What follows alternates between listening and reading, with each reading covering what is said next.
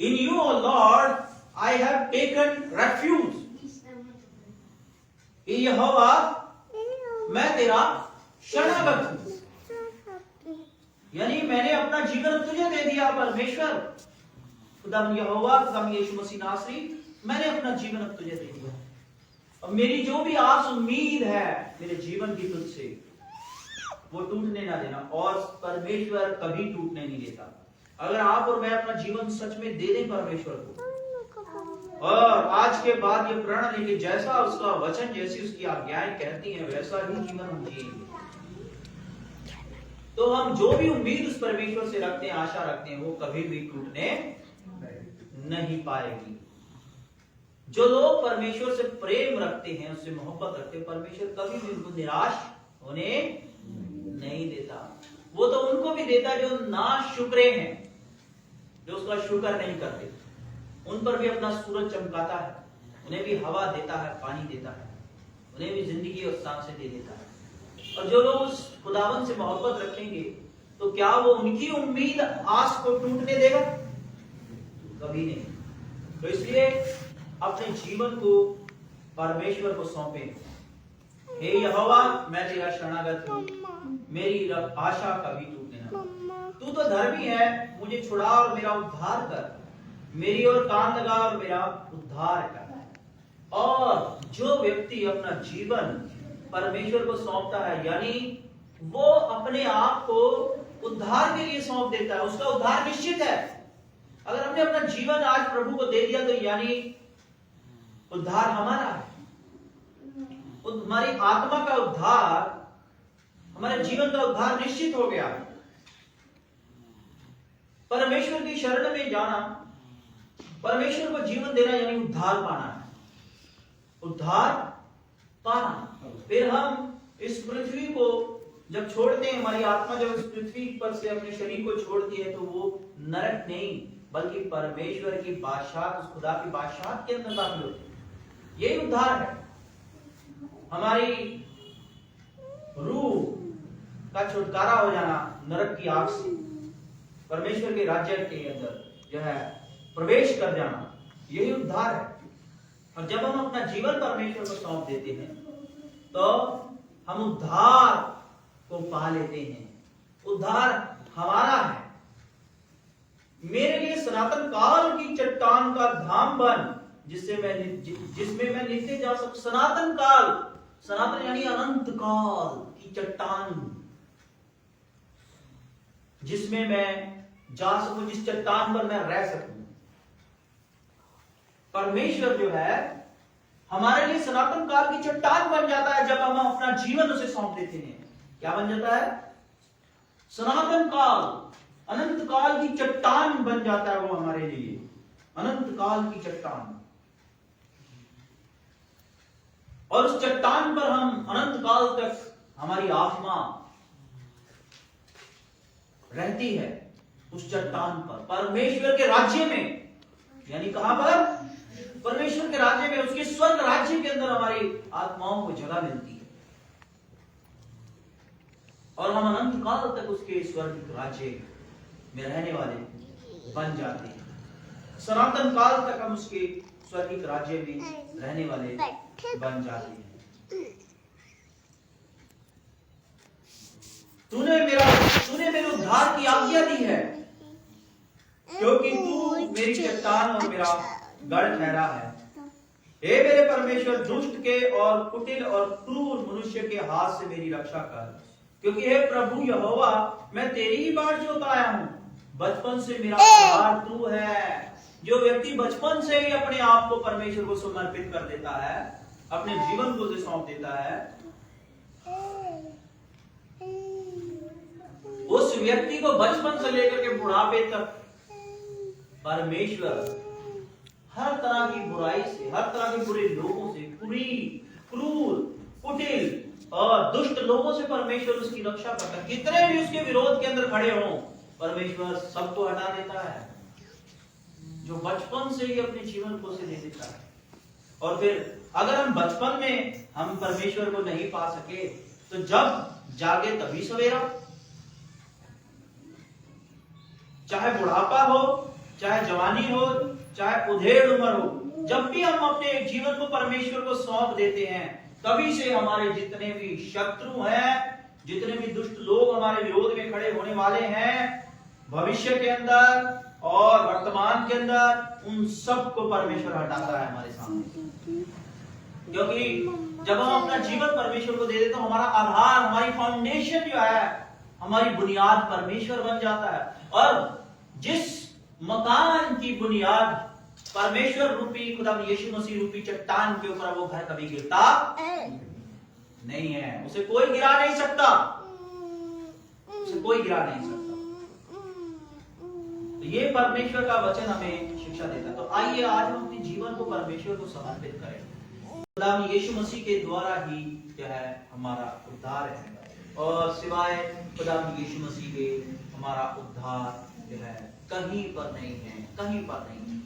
अगर हम पुराना नियम पढ़ें तो वहां पर जो अभी प्रभु यीशु मसीह इस दुनिया में भी नहीं आए थे, तो पुराने नियम के अंदर यीशु मसीह के इस दुनिया में आने से बहुत साल पहले ही जो है एक विधि बताई गई थी।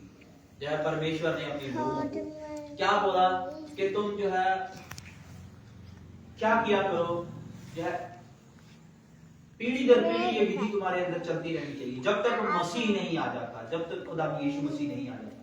तुम एक बकरा लिया करना है, और उस बकरे के ऊपर याजक लोग अपने हाथ रखा करेंगे, और अपने हाथ रख के परमेश्वर के जो लोग हैं उनके पापों का बोझ उसके सर के ऊपर लाद दो, हाथ रख के उस बकरे के ऊपर, और उस बकरे को फिर जंगल में छोड़ दिया करना, और उस पर निगरानी रखो वो बकरा जाता कहाँ, और वो बकरा जंगल में जाएगा।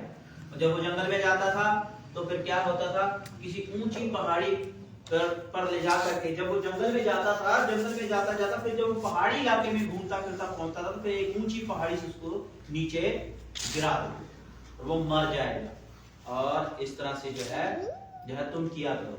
मालूम है ये बकरा क्यों हर बार जो है याजक लोग एक बकरा लेते थे, निर्दोष बकरा, उसके सर के ऊपर हाथ रख के जो है परमेश्वर के लोगों के जितने पाप उनका बोझ डाल देते थे, और फिर उसको जंगल में छोड़ देते थे। वो घूमता घूमता जो है जब पहाड़ी इलाकों में पहुंचता था तो फिर वहां पर उसका पीछा करते थे और उसको एक ऊंची पहाड़ी से नीचे गिर के खत्म कर देते। ये क्या चीज, क्यों परमेश्वर ने बोला था करने को?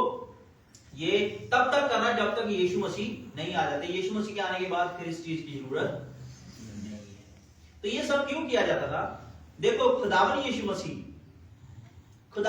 मसीह जब आया इस दुनिया के अंदर, खुदावन यीशु मसीह जब इस दुनिया में आया, तो खुदावन यीशु मसीह के ने जब बपतिस्मा लिया यरदन नदी के अंदर, जो है यूहन्ना ने उसको बपतिस्मा दिया, तो मालूम है उसके वास्ते आकाश खुल गया, और आकाश पर से आकाशवाणी हुई कि ये मेरा प्रिय पुत्र है और इससे मैं प्रसन्न हूं।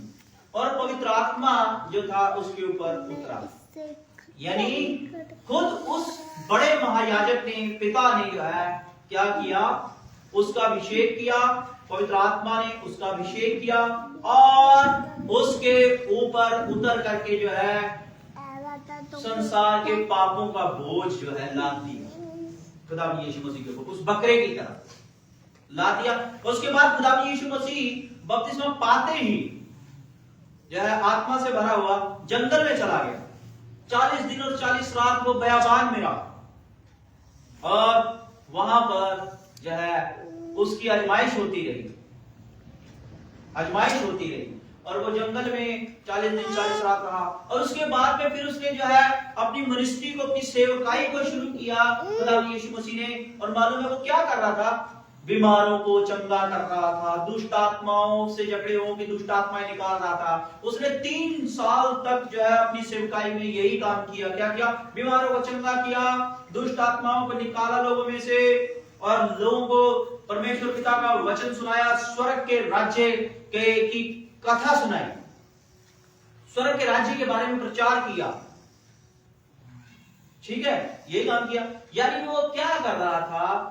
वो उस बकरे की तरह ही जंगल में गया, फिर वो यहूदिया के इलाके में 3 साल तक घूमता रहा, गलील के इलाके में 3 साल तक घूमता रहा, जगह जगह घूमता रहा इजराइल के अंदर, और क्या करता रहा? परमेश्वर के लोगों की बीमारियां अपने ऊपर लेता रहा और उन्हें चंगा करता रहा। परमेश्वर के लोगों के ऊपर जो दुष्ट आत्माओं के बंधन थे उन्हें खोलता रहा और अपने ऊपर लेता रहा, उस बकरे की तरह। किसकी तरह? बकरे की तरह। वो ये ले रहा था सबका भार अपने ऊपर, और एक दिन क्या हुआ, उसने सबका भार अपने ऊपर लिया और वो घूमता घूमता उस बकरे की तरह क्या है, पहाड़ी इलाके के अंदर गया। पहाड़ी इलाके के अंदर, यहूदिया जो है पहाड़ी इलाका है, और वो पहाड़ी इलाके के अंदर जहां सिय्योन पर्वत है उसके ऊपर जो है यहोवा का मंदिर है।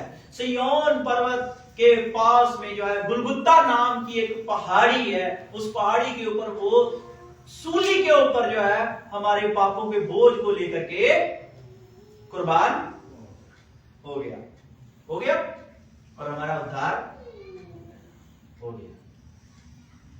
तो ये क्यों बोला गया था पुराने नियम के अंदर? बकरे के द्वारा बताया जा रहा था कि खुदावंद यीशु मसीह जो है एक मेमने के समान, एक निर्दोष बकरे के समान, एक निर्दोष मेढ़े के समान जो है हमारे पापों का भार अपने ऊपर लेता रहेगा। हमारी बीमारियां, हमारे दुख, हमारे क्लेश सब अपने ऊपर लेकर के वो कुर्बान हो जाएगा। खुदावंद यीशु मसीह की कुर्बानी के बारे में बताया जा रहा था कि वो इस तरह से आएगा और उसके ऊपर रखा जाएगा। याजक लोग क्या करते थे? बकरे के ऊपर हाथ रख के सारे जो है गुनाह डाल देते थे, और वहां पर खुदावंद यीशु मसीह के ऊपर जो है आसमानी महायाजक ने हाथ रखा, पवित्र आत्मा ने हाथ रखा और कुल दुनिया जहां के पाप उसके ऊपर ला दिए, और तभी से वो जो है वहां से निकला। 40 दिन और 40 रात बयाबान में रहा। 3 साल तक वो जो है लोगों का पाप, लोगों का गुनाह, लोगों का बोझ अपने सर पे लाता रहा। और फिर कांटों का मुकुट इसी बात का चिन्ह है, कांटों का मुकुट इसीलिए उसे पहनाया गया था कि उसने हमारी जिंदगी के कांटे, जितने भी थे कांटे, दुख, बीमारी, कष्ट, जितने भी कांटे हमारे जीवन के अंदर थे, कांटों का भार था, वो सब जो है उसने अपने सर पे उस बकरे की तरह ले लिया। खुदावंद यीशु मसीह ने हमारा उद्धार कर दिया है। अब जो कोई विश्वास करेगा उसके ऊपर वो उद्धार को पाएगा।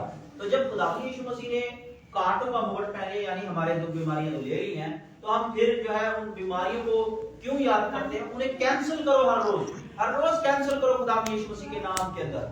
तो कहो कि मेरे दुख, मेरे हिस्से के दुख, बीमारियां, परेशानियां सब प्रभु यीशु मसीह ने ले ली हैं, प्रभु यीशु मसीह ने कैंसिल कर दी है मेरे जीवन में से, और मैं भी कैंसिल करता हूं, मैं भी कैंसिल करती हूं प्रभु यीशु मसीह के नाम के अंदर हर तरह के दुख, बीमारी, ऑपरेशन, सर्जरी, हार्ट एक्सीडेंट को, शैतानी अटैक को अपने अपने परिवार के सदस्यों के जीवन में से, उनके शरीर में से, हम सब के शरीरों पर से कैंसिल करते हैं, रद्द करते हैं, the mighty name of our Lord and Saviour Jesus Christ. क्योंकि ये काम आपके और मेरे लिए प्रभु यीशु मसीह ने कर दिया है। खुदा आप सबको बड़ी आशीष दे, बड़ी बरकत। दुआ।